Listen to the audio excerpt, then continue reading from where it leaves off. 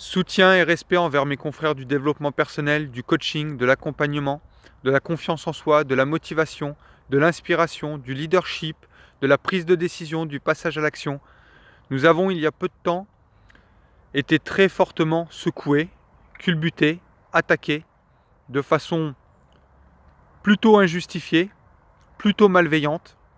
Même s'il est vrai qu'il y a parfois des dérives, mais comme dans tous les domaines, oui, dans le coaching, il y a des dérives, mais comme dans beaucoup de domaines, que ce soit dans l'enseignement, que ce soit dans la politique, que ce soit dans le journalisme, beaucoup de domaines, il y a des dérives. Mais les dérives sont plus des histoires d'hommes que des histoires de métier ou des histoires de profession. Les dérives, je peux vous le dire, pour étudier les neurosciences, pour étudier le coaching mental, pour étudier l'inspiration justement, oui, il y a des dérives, mais les dérives sont beaucoup plus individuelles que collectives. Les dérives collectives ne concernent rarement une profession dans son ensemble. Et je peux vous dire que dans le coaching, il y a aussi des gens honnêtes, il y a aussi des gens intègres, il y a aussi des gens qui font une réelle différence entre inspirer quelqu'un et manipuler quelqu'un. Je pense que c'était surtout l'objet du débat dernièrement. À quel moment s'arrête l'influence et à quel moment commence la manipulation, d'une part. Le deuxième point qu'il faut peut-être retenir, c'est le ciblage. Des prix bas, des prix élevés, qu'est-ce que ça veut dire au juste? Des prix élevés pour certaines personnes seront des prix bas pour d'autres personnes. C'est une histoire de ciblage en fonction de la cible, en fonction de la clientèle. Et chacun est libre, chacun garde son libre arbitre. Personne ne s'offusque que des outils électroniques qui peuvent être fabriqués en Chine pour 30 euros soient vendus 700 euros. Personne ne s'en offusque alors que ça rend les gens addicts. Par contre, quand on facture pour améliorer du bien-être, pour améliorer la santé, pour augmenter l'énergie, pour augmenter la confiance en soi, des choses qui ne sont pas palpables mais qui sont complètement fondamentales pour l'équilibre, pour la vie, pour l'amour d'un individu, tout le monde s'en offusque. Et quand bien même, je pense notamment à ces deux confrères qui ont été très très bousculés, quand bien même ils font pour l'un d'entre eux 80%, l'autre je pense pas loin de 80% également, de gratuit. Alors oui, vous allez me dire, ils peuvent se permettre de faire du gratuit. Du gratuit, c'est pour vendre derrière. Mais une personne qui est véritablement malsaine, moi je peux vous le dire, elle ne fera pas de gratuit parce qu'elle voudra tout facturer.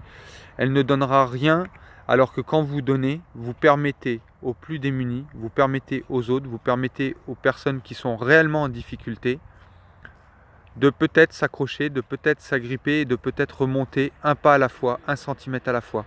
Moi, je ne suis pas là pour vous dire faites-vous coacher ou vous ne faites pas coacher. Je ne suis pas là pour vous dire croyez envers les coachs ou ne croyez pas aux coachs, croyez aux journalistes ou ne croyez pas aux journalistes. Il n'est pas là le problème. Le problème, il est croyez en vous. Est-ce que c'est mieux de se sentir mal et de se mettre dans la tête que c'est normal de se sentir mal et d'aller continuer de se sentir mal encore et toute sa vie?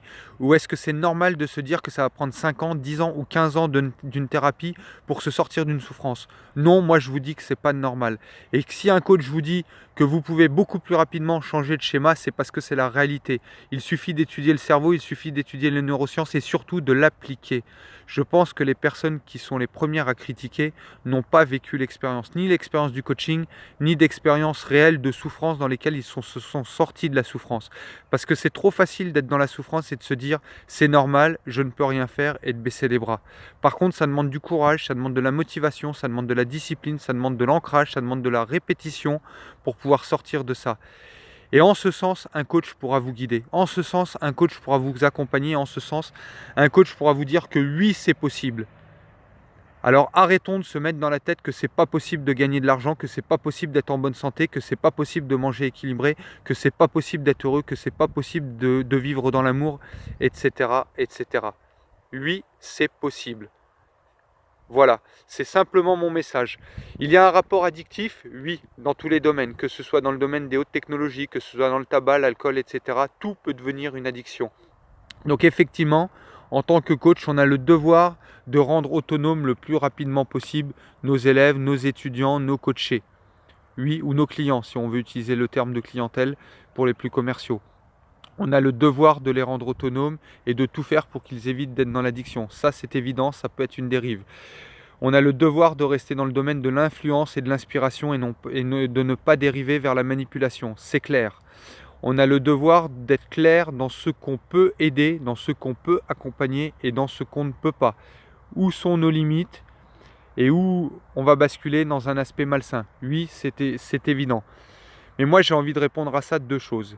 Enfin, une chose, mais pour les deux personnes, c'est-à-dire le coaché et le coach. Être aligné sur ses valeurs.